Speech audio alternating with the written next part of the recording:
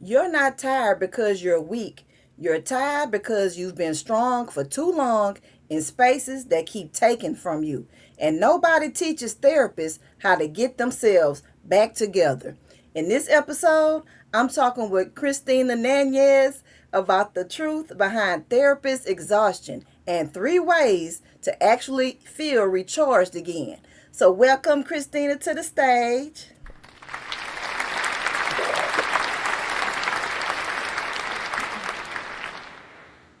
All right, tell the audience a little bit about who you are. Hi, yes, I'm Christina. I own Christina's Counseling Recovery. I do mental health therapy based in Texas, and I'm also a nationwide recovery counselor, a recovery coach. And so I'm able to kind of access everyone in between, depending if they want therapy or coaching. And that's my practice. All right, perfect. So, you ready to dive into this impactful conversation? Absolutely. So, first of all, let's be honest, okay? So, why are so many therapists, including ourselves, feeling so exhausted even when they're doing what they love? Yeah, I think roles become enmeshed when it comes to therapists. And I think just also looking at why we become therapists is the exact reason on then why we get so exhausted. And they talk a little bit about it, I guess, when we go through grad school. But as you know, once you get out of it, people are more focused on the work that you provide, the results that you bring, and if you're working with another company, the money that you're bringing in, and it becomes just more of a business platform than it does you taking care of yourself, even though we're literally teaching clients coping skills and self-care and we're preaching everything. A lot of us don't practice what we preach and it shows. So there's a lot of things that I feel will definitely get us tired Hmm. and And exhausted. then, what about the thing when they say the therapists need therapy? Oh, absolutely. I mean, I'm a big believer in that. I don't think that you can be that great of an effective therapist if you've never been to therapy before. And I'm talking real therapy. Like I know we did the role plays and stuff when we went through school and handled that, but it's so much different when it's your real problems and real issues, and you literally have to take the seat in front of a professional, in front of somebody else, and dive into the things that have led you here. Because most of us, right, we're not coming in here with very beautiful backgrounds and beautiful childhoods and everything was wonderful. Some of us are, and that's awesome. Good for you. But for the most part, we're here because, right, we either got through things or handled things, and we're trying to pass that forward. And going back to the first question, I think that's also exactly what burns us out is when we realize that not everybody wants change. So Okay. clients, right? Not everybody Hmm. wants to get better. And your version of better isn't always somebody else's version of better. And just because you have a pathway that you see for a client or somebody else doesn't mean that that's the way that they want. And no matter how beautifully you package it up, they might not take it. And I think we personalize that too much. Absolutely. Because I know me personally, the reason why I became a mental health therapist is because my mom had depression and completed on her third suicide. And so a lot of times when people come to me with their heavy things about suicide or Mhm. relationships or why I didn't know, it really weighs heavy on me and it drains me. Yeah, exactly. And that part needs to be healed, and at least healed enough. Like when it comes to grief and loss like that, like there's nothing that's ever going to make that fully Mhm. better, but you're functioning and you're able to recreate a life around that grief. And so a lot of us carry these deep wounds that make us not work with specific clients or not deal with specific issues. But I think it is super important for us to at least touch into that and challenge that. Like we need to know why we got into this field and we need to know why we don't work with the people that we don't like to work with. And I think supervision also really matters in that. If you don't have a good collaboration team, if you don't have a good supervisor, if you don't have good clinicians around you that you can trust to call you out when things like that are happening and that you're willing to listen to, I think that's another big disservice that's happening. And especially a lot of us trying to branch out into private practices and being alone. Like, yeah, it's great now, but if you can't handle solitude, and I don't call it lonely because I know a lot of therapists are like, oh, we're so lonely. And I'm like, so Right, I right. relate to that. I'm also just very introverted and I love being by myself. I don't feel lonely. I enjoy that re energizing isolation time Uh-huh. myself and my thoughts and reflecting on my day and what I want to do, like it's not panic up here. It's pure peace. And so I can't relate to the part of like I need to find the connections, but the connections that I do have that do support me in my practice are so good. And I think that's also what fills it up for me, that I'm not going and looking and feeling lonely and scared and that I don't have guidance. Is like I know exactly where to find it. And there's a lot of comfort in that. I'm the same way too. I like being by myself, and especially after doing therapy all day. Like Yeah. sometimes, and then you do a training yourself, and then they want you to interact and all of this stuff. I'm like, oh no, I just want the camera off. I want to Yeah. listen to what you have to give. No, cameras on, everybody interact. I've been interacting all day. I Yep. need a break to recharge, and I'm recharging by coming to your training, so I don't have to do the work, right? So that's how I recharge. Yeah, no, exactly. I mean, and I really I want to create a space for myself, and I feel like I have now work because I've been working from home for the last like 5 years. Hmm. But I think self-care really came into my perspective when I was doing live-in recovery coaching. So I did that for 3 years before I opened my private practice, and that really hit me. And it's crazy to say that because I've been in the field for 10 years and I've worked in all different settings from prison to residential treatment centers and pulled 24-hour shifts and like done to cover people and like I lived that life that people say not to live when it comes to being a clinician, and not saying no. But I also was in leadership roles at the time. So in that position, you really can't say no. I mean, Right. you can, but then like you're gonna get let go. And so Hmm. at that time, that's not what I wanted. I was younger. I had the energy for it. I had the pride for it for sure. So there, I wasn't going to say no. And I was going to make sure everything was handled and taken care of, especially because of the role that I was in. I wasn't, just somebody that just got recently hired on. I was literally leadership. And when everyone else gets to go home, right? I took that. It's like, you go home, you get your self care. I'll handle it here. And then I'll be able to handle myself later. And so Hmm. going from that to then living with people, moving in with them in their own house, with their own chaos, with their family, their kids, whoever else is living in there, adding on to that, I quickly, probably the first week that I did my first live in, I was like, oh shit, like I'm not drinking water. I'm like, I don't know my cues right now. Like I am, because it's all day. You are on with them 24/7. It's intense, and you're constantly providing guidance and treatment, and you're in meetings and you're consulting with groups, and then you're going home and you're living with them, and then you're seeing the end math of it, and then you put family into that. And I'm the one that's always getting looked at of like, okay, what's next? Okay, what do we do? See, this is what we're talking about. This is the issue. Here's that. And I was always good with that, but when I was in a treatment center in my own place, and so it just added a whole different layer of dynamic there, that it really helped me look at how am I treating myself? How am I taking care of me? And also, how am I going to reflect this and model this for the people that I'm literally living with? So Hmm. that they know, right? If I'm the one getting run over, how the hell am I supposed to help you? And then talk about boundaries. And so, since I'm very boundary driven, that was something that really aligned with me super well. And I really got to hone into that process of what it looks like to truly take care of me. So that way I am excited for sessions and I'm looking forward to meeting with you. And um, I feel energized after I Hmm. meet with my clients because the depth and the level of conversations that we can create. I mean, I strive off of that and I like that, but you need to have a setup that lets you pour into that. Well, sound like you learned from your own experiences and mistakes. Mostly, yes. 98% of my knowledge is that, yeah. Real life experiences. Yes, The yes. best lesson to learn. Yeah, loved education, loved grad school, but it just helped me name the things that I was already doing or experiencing or providing. So I was like, "Oh, that's what it's called. Okay, that's what I'm Hmm. doing. Oh, like it's that skill set or that's what that is." And so it just validated a lot of what was already going on. Yeah, it made it more purposeful too. Yeah. Hmm. So, what's something therapists think will recharge them, but actually leaves them just as drained instead of recharging?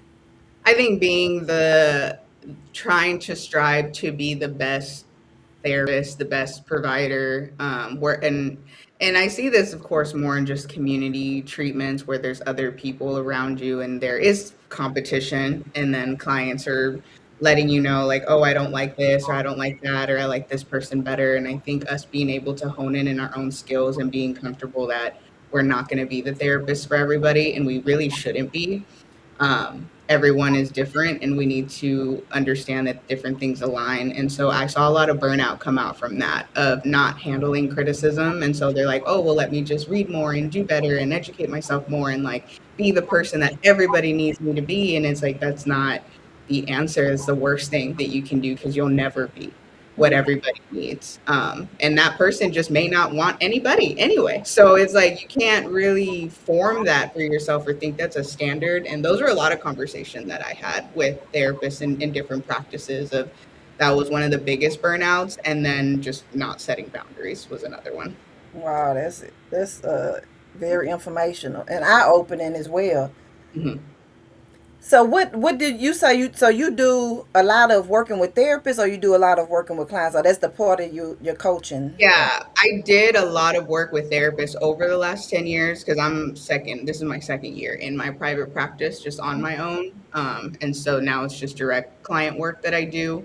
But I host consultation groups too, and I work with other therapists still to make sure that I'm like looking into the community. So that is the one thing, like you then become responsible to connect and to network. No one's coming to you. You don't have a big company label on you that everyone's like, oh, this treatment center, this facility. So now it's just like Yeah. myself and I. So I got to put in the effort and the work to go out there and get out of my introverted shell and go out there and do what I need to do for my business. And so, yeah, I still connect with therapists, but currently, yeah, I'm coaching and I'm providing therapy directly with clients. And I work with addiction, eating disorders, and personality disorders. So I work with extremely acute people and people who have been kicked out of residentials and treatment centers, and they're deemed treatment resistant, and their psychiatrists can't stand them, and their therapists, other therapists can't stand them. And so they basically end up with me.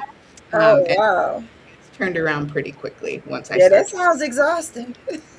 I mean, I don't see it as exhausting just because, and we can go into more of just the role separation that I hold of why I don't see it as exhausting. Uh-huh. I think other people can implement, so that way they can also work with acute people too, or just not get burned out and do the Okay. same.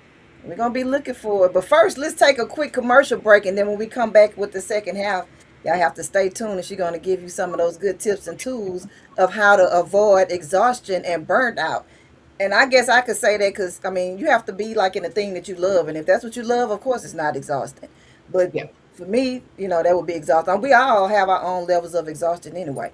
But Hmm. before we go to the break, think about what's one thing that drains you the most as a therapist. And then when we come back, we'll have the second half of Girl Talk Mental Health with Christina's counseling.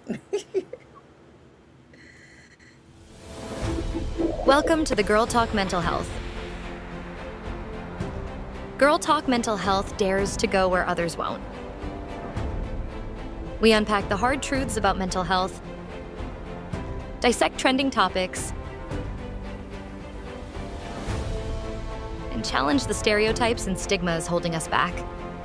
From navigating the 6 dimensions of wellness to redefining social norms, this is more than a discussion. It's a revolution in how we care for our minds and souls. Ready for bold, honest conversations that spark change? Let's dive in. It's time for Real Talk with Real Impact.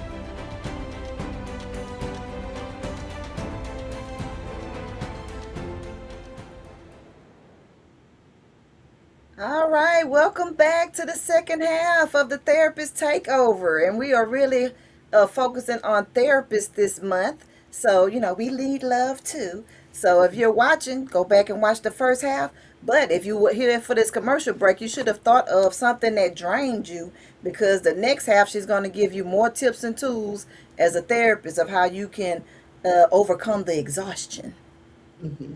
So, question: how does emotional carryover from clients impact therapists without them even realizing it? Hmm. Yeah, that should naturally happen. I think if you're a human, that's going to naturally happen. You're working with people, you're hearing heavy things, especially the more acute, the worse. that you're hearing. So it is really hard, right, to kind of sit in a session and hear about somebody dying or somebody getting murdered or somebody self-harming and just like going through really terrible or traumatic stories of rape and assault. And so we're going through these things, and then I'm going to go to my kitchen and cook dinner and start the rest of my day after that. So yeah, I think what helps is being able to have a containment for that for sure is going to be important, because I know there's this urge. And I've seen people talk about that too, like, oh, I think about my client when I saw this, or like, oh, this would really help them, or things like that. I try to avoid to do that outside of sessions. Like, I'm not going to talk about cases. I'm not going to talk about clients, like, unless I'm in supervision or consultation. Like, there is zero client talk that happens.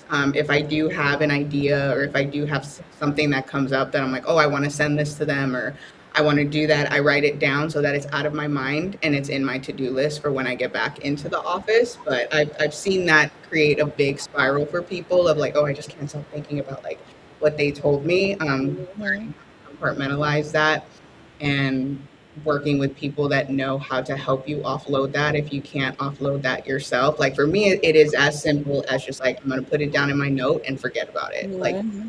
it's not that easy. Again, I've been doing this for 10 years, so the time comes with it. But for newer therapists that are coming into the field that are really excited and like want to get all these skills and things out, there's a time and a place for everything, including resources, resource searching, and providing that care for your clients.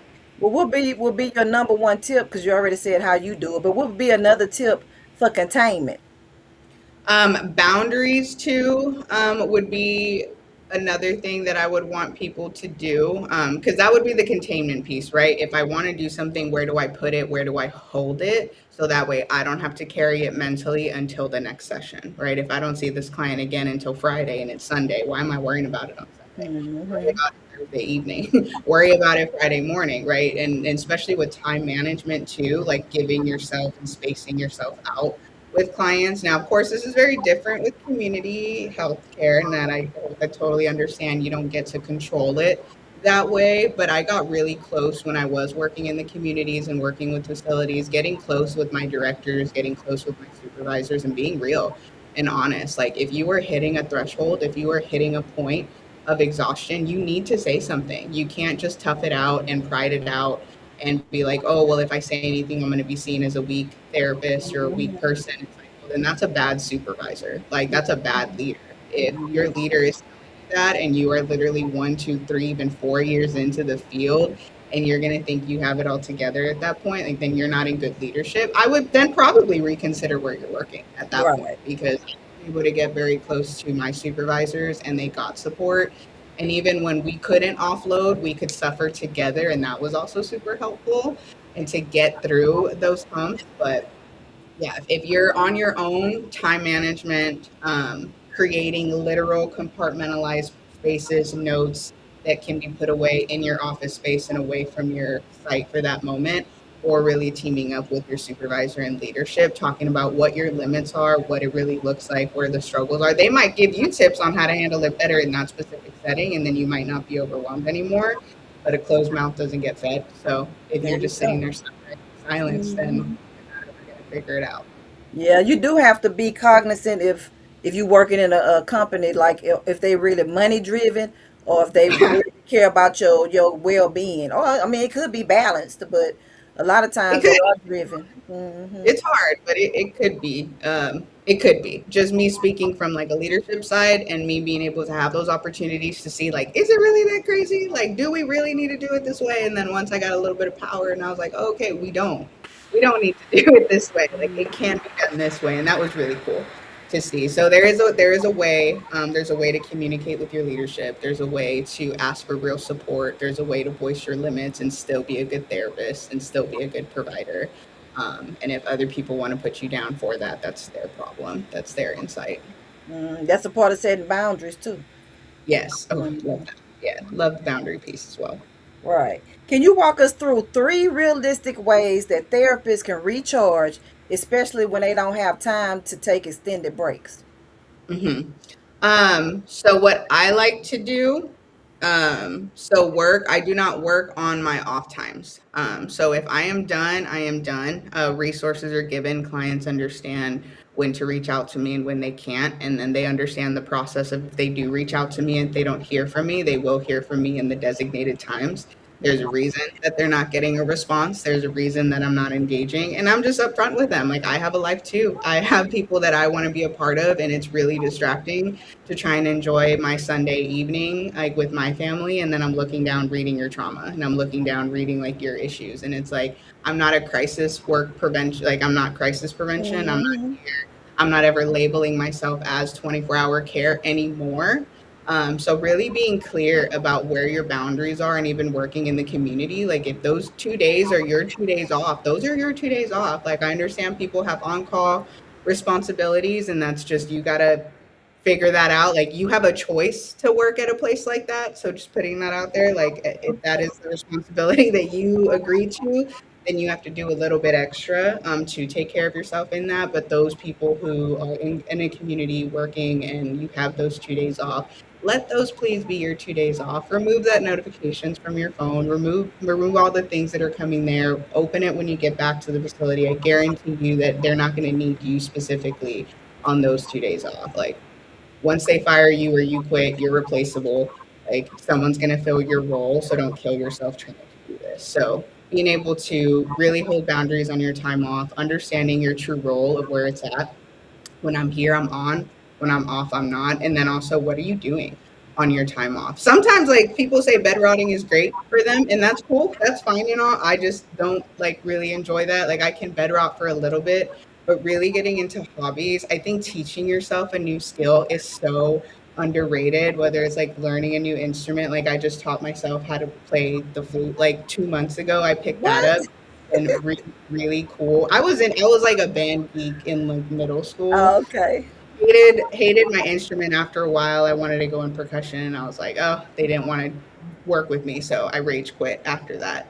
So this time I'm like, I want to learn a new skill. I want to go new places, even if it's taking yourself out to a lunch, out to a coffee, buy like the amount of people that can't do this by themselves, like, Yeah. really worries me. It's like we Me have too. to, especially I think, right, like as a therapist, sit with yourself, sit with your thoughts, sit with your feelings, go to a coffee shop and be okay of just giving yourself that peace and time and clarity. And even at home, if your loved ones need to also hear that, like, hey, I need a moment to myself just for a couple hours. I just want to go on my own. My head is super filled with all of these sessions that I have. If you have good family, friends, and partners around you, they should not guilt trip you about that. They Right. should understand that this is what you need, because how would you feel if you were in deep traumatic talk for 6 to 8 hours a day? And it's not fun when you are drained after that. So you're still human.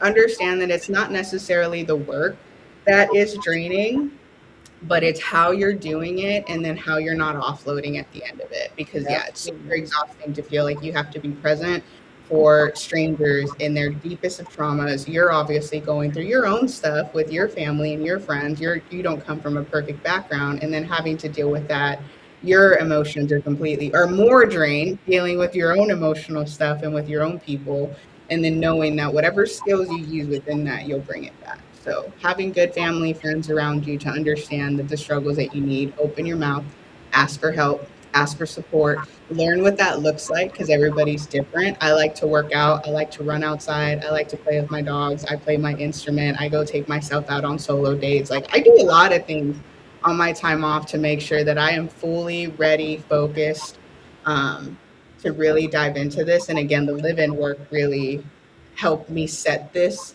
I guess, routine up, because I would get notified like, oh, maybe in a couple days or in a week you'll be, flying out to wherever, Hmm. to go there. And so whatever I had, if I had 2 days or if I had a week, my mind was in prep mode. Right? What do I want to bring with me? How do I want to present? How do I want to wind down? What are the things that I want to try? I would look around the area to be like, oh, on my breaks and on my times off, I want to explore these things by myself. So already having a plan and looking forward to my breaks so that I can continue to be, a well-adjusted provider. Because it sounds like what you're saying is you have to have that preparation, and it has to be planned out. It's It should real. be. Yeah, Mm-hmm. just like our sessions are planned out, just like our assignments can be planned out. Like, okay, this person was dealing with this last week. Like, I know this is going to be an. I mean, that's how it should be. That's how I do it. Of like Yeah. going in, and preparing. Like, yeah, you if your self care and if your responsibility to yourself is not in the forefront of your mind as something I'm like, oh, at 3 o'clock it's happening, at 4 o'clock it's happening, or at 6 o'clock, and it might be a different time on different days, right? On Saturday, but it's like we just sit here kind of being like, oh, I need self care.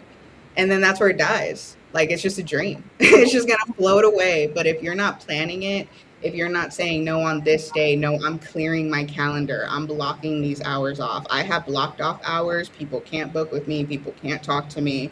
And I'm also not scared to explain that. I have had clients in the past that have been like, oh, you don't work on that day? Like, oh, well, what? Like trying to hit me up at like 9 o'clock at night, 10 o'clock at Right. night, and then have Right. an attitude about it of like the next day that I didn't respond. And it's like, let's go back to day one of when we talked about boundaries. Like, let's go back on that. Like, I've made it clear and I'll make it clear again. It's not changing. And yeah, I've lost clients over it, and that's fine.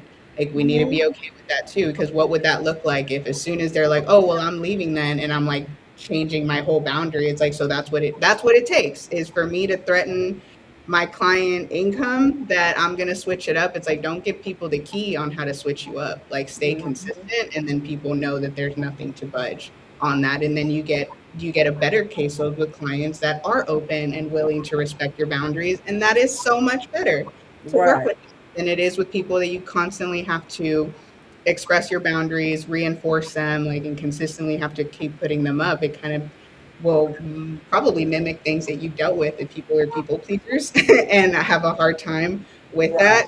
I'm not a people pleaser. And so I maybe I had a minimal of it as when I was younger, probably for Mm-hmm. survival, but I wouldn't identify myself as one. And Right. I for people that are. And I see the struggle. So I'm like, that's just not me. It doesn't bother me to make you upset for my own for my own boundary. And I Yeah. don't sit there with you being like, are you good? Like, Mm-hmm. we need to like get through this moment because I'm still not changing it. So what are we Right. doing? Because And that's just it one person, and you have a whole caseload that you're responsible for. exactly. I've told my clients that before. You're not the only one. So remember that. You're not the Mm-hmm. only one. There's other people, there's other time, there's other things that need to get into place. And that's also why in my practice I focus a lot on independent skill work with my clients as well, is because I'm also virtual. So that's another thing. I'm not gonna fly to California, I'm not flying to Oregon to be your savior. Never wanted to be your savior. Like, the goal is for you to learn to save yourself. And usually it is in those moments. Like, I have left clients on red when they're like, oh my gosh, I need your help. Oh my gosh, Mm-hmm. those Mm-hmm. back to back texts that I know like tear a people pleaser's heart to shreds when they're reading that. And then, but my phone stays in my office. I have two different phones because I've learned that Mm-hmm. Me too. I'm Yeah. attracted to notifications. I don't like the red things on my phone. And I've known that about myself. So I'm like, there's no way that I can have my business line on my personal line because I Yeah. will read it. Now, I won't respond, but I'm like, even just reading it, I feel it just weighing on my. Right. So I'm like, you know what? I'm getting a separate phone. And when I'm done, that phone is staying in my office. I don't look at it. I don't hear it. I don't touch it. I don't get any other notifications. So I tell people that so they understand. It's literally a way for me and Because not once having. they find out you have a cell phone, that number's a cell phone, it's over. And then Yeah, with COVID, we all kind of got cell phones because it taught you, you need a cell phone instead of trying to have a landmine. But exactly. yeah, Yeah. Yeah. they have So no boundaries. They will text and call you all times of night. exactly, and also that's expected, right? We're dealing with clients, and especially with me, when I'm dealing with personality disorders, and I'm dealing Yeah. with people with severe boundary issues. This Mm-hmm. this work comes into it is just key play into the therapeutic alliance too that I build. That they are able to handle somebody telling them no. They're able to handle someone saying like, you can sit on that. So right when I see the panic text, I just let it sit there. I don't even respond. I don't even like it. Nothing. Just sits there. Mm-hmm. I show up to sessions. Like, so what happened that night? Like, did you Right. resolve it? Did you get through it? And it's usually yes. Yeah. And so much strength that gets built in that, that you are here to rely on yourself, right? Even if it was an emergency, even if you did slit your wrist open and you're bleeding out, I'm not the one to call. I Yeah. am not the one. At that point, you need EMS, you need immediate support. I'm still not the one to call, but I am the one to update when, Right. when everything comes down of what needs to happen. And I think a lot of therapists get really pulled into the emotion of the client Mm-hmm. and knowing and understanding. But I've worked with a lot of suicidality. I have had clients pass away, both intentionally and through their eating disorder. And I think it's just once you just get through it, and you understand just how powerless you really are in that situation, you are just a guide, like you are just an informant at that point, and allowing people to pick their path, whatever that is. And sometimes it's death, sometimes it is just so unfathomable for people to live here. If you will never understand that as a person, if you've never been in that person's shoes. So all we can do is give them as many perspectives as possible to hopefully try and pull on something else. But I learned this more in addiction work when working in prison, that I would never take responsibility over somebody's recovery if I didn't want to take responsibility over their relapses and Yep. their so right, if they did recover, that's not because of me. If they relapse, also not because of me. I gave the guidance and their perspectives on what to choose, but ultimately they are the decision makers Right. of. They have the power. Hmm. Well, let the audience know where they could connect with you at, and then if you have any special offers or something going on that you want to share, you can do that as well. Nice. So yeah, you can just book with me directly at ccounselingrecovery.com. I do offer free consultations. It's usually a quick 15-minute phone call just to see what your needs are, and what you're looking for in a therapist or a recovery coach. I go through the differences on what that is because I think a lot of people could benefit from coaching, but I also understand some people need more in-depth work of going into trauma and past. But I go ahead and kind of break that down. But booking is directly done there. My calendar is full access on there. And then next week on the 27th, there is a global mental health summit that's happening. It's completely free. You'll see advertisements on my Facebook, on Indeed, and I also have a TikTok page that you can find on there, but it's completely free for the community. You just got to register to join this virtual link, and it's all therapists from all over the globe, Hmm. sharing practical skills, for either self care, for self management, for client work.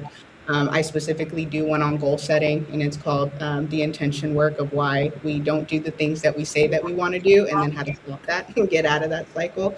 So I'm hosting that next week on the 27th. All right, awesome. And we for sure appreciate you coming here, gracing us with your knowledge and your skills. Y'all go connect with her. And then I want you to think about what's actually draining you and that you're not naming. Because you Mhm. don't have to leave your purpose. You just need to know how to protect it. So Yeah. go ahead and rewatch it. Tune in all of this month for therapists and other Girl Talk mental health episodes. And remember, you are not alone. Join a community because even as therapists, you deserve to be poured in. So see you all next week for another episode of Girl Talk Thank you for Mental joining Health. us for Girl Talk Mental Health. Remember, your mental health is your wealth. Don't forget to like, share, and subscribe to at Virginia Del Manning.